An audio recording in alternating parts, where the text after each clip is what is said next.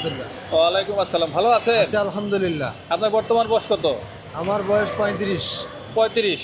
তো আপনার সামনে যে নির্বাচনটা আসতেছে, কোন দল ক্ষমতায় গেলে রাষ্ট্রের জন্য ভালো হবে বলে মনে করেন?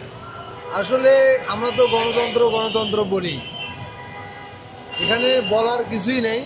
আসলে জনবহুল দেশে কোনোদিন সম্ভব নয় আইন শৃঙ্খলা বাহিনী বলেন, জনগণের শান্তি ফিরিয়ে আনার মতো দেশ এটা না, যে যত গল্পই করুক।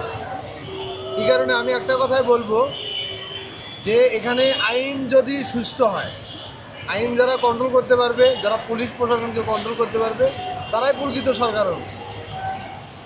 কেননা এখানে পুলিশরাই হচ্ছে অল ইন অল, মানে সাধারণ জনগণের এতটাই বিভ্রান্তি সব দিক দিয়েই। আপনি কোন দিকে তাকাবেন, আপনি তাকাবেন কোন দিকে? আপনার যদি আমি সত্য কথা বলতে যাই, আমার ফেসটা যখন ফেস হবে, সবাই চাইবো কি এখানে আরও 2-10 জন দেখবে, আমার অ্যাটাক করার জন্য হয়তো আরও 10 জন আসবে। এটাই হচ্ছে আমাদের বাংলাদেশের নিয়ম। কিন্তু মূল বিষয়টা হলো দেশকে কন্ট্রোল করতে হবে, আল্লাহর পথে থাকতে হবে। আওয়ামী লীগ হোক, বিএনপি হোক, জামাত হোক, যে হোক, আল্লাহ আমাদেরকে দুনিয়াতে পাঠাইছে সুষ্ঠুভাবে। দেশ পরিচালনা যারাই করুক, তারা যেন সুষ্ঠুভাবে করে, সাধারণ জনগণের পেটে যেন ভাত যায়, এটাই সবাইকে মাথা রাখতে হবে। আখের কোচাইলে হবে না, সবাই সবার মতো আখের কোচায় যদি গরিবের পেটে লাথি মারেন। এই যে সকাল থেকে বয়ে রয়েছি এটা কামের আশায়, আমরা লেবার কোর্টে উঠি একটা কাজের আশায়, 500 দেয় 700 দেয়, ওটা দিয়ে আমাদের সংসার চলে। আজ 4 দিন হয় কাজে যাইতে পারি না, কাজের অভাব, মূলত কাজের অভাব। টাকার কিন্তু অভাব নাই, দেশে কিন্তু প্রচুর টাকা, কিন্তু সবাই সবার মতো কি করছে, ধরে রাখছে, সাধারণ জনগণের কাছে কিছু নাই।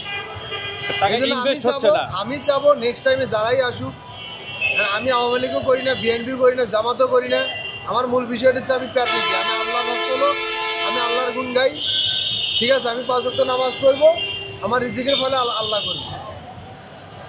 এখন যদি আমার রিজিক নিয়ে কেউ টানাটানি করে, তার জবাব সে একদিন দিবেই। আপনার দৃষ্টিতে দেশে এখন বর্তমানে কর্মসংস্থানের অভাব? হ্যাঁ, কর্মসংস্থান নাই বললেই চলে। 75% মানুষ বর্তমানে বিভ্রান্তির মধ্যে আছে, 75%। ধন্যবাদ আপনার মন্তব্য। বর্তমান বয়স কত আপনার? 32। বিগত দিনে কখনো ভোট দিচ্ছেন? হ্যাঁ, দিছি তো। সামনে কোন দল ক্ষমতা আসলে রাষ্ট্র ভালো চলবে? জামাত আসলে তো ভালো হয়। কেন? ইনশাল্লাহ মানুষ শৃঙ্খলা চলবো, মানে ভালো হয়ে চলবে। জামাত তো কখনো দেশ চালায় না একা। জামাত দেশ চালায় নাই, তারপরে নতুন একটা দল দেওয়া ভালো। নতুন দল দেওয়া ভালো, কারণ ধানের শীষও দেখছি, নৌকো দেখছি, কোনো দলই ভালো না। জামাত দেখতে চান? আচ্ছা, বর্তমানে আপনার বয়স কত বাজান?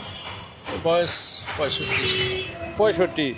দেশের তো অনেক কিছু অভিজ্ঞতা আপনার আছে, সেই অভিজ্ঞতার আলোকে জানতে চাচ্ছি যে সামনে যে নির্বাচনটা আসতেছে, এই নির্বাচনে কোন দল ক্ষমতায় গেলে দেশের জন্য ভালো হইতে পারে?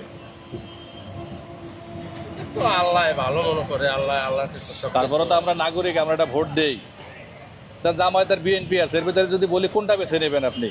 আমরা তো একটা দলের ভক্ত, আমরা হিসাবে আমাদের জামাত বিএনপি ভালো।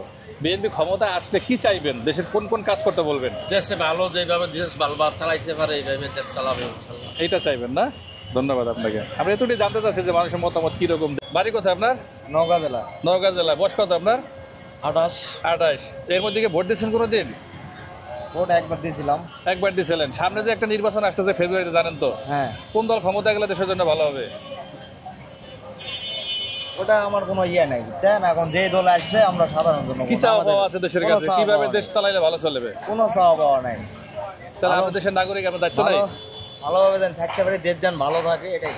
তো সেইটাই তো বলবেন যে এই দলটা যদি ক্ষমতা আসে ভালো হয়। কোনো কমেন্ট করা যাবে না। যাবে না? ভয় করছেন? না, ভয় না, এটা মানে ভালোই ভাই। আপনার বর্তমান বয়স কত?